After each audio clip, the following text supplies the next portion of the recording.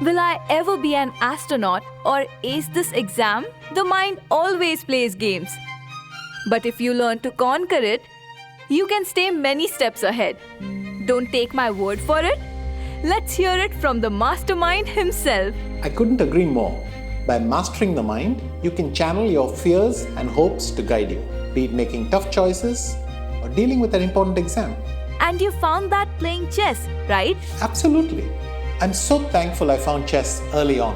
It's helped my mind to stay focused and think like a champion. Oh wow, let me write this down. Why don't you just register for my BYJU'S Xcel Masterclass? Oh, could you tell us more? Hi everyone, I'm Viswanathan Anand, India's first chess grandmaster, and I'm coming to you live on BYJU'S Xcel Masterclass.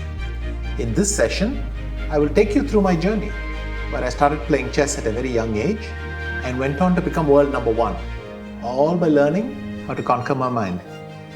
Register now and see you on October 16th.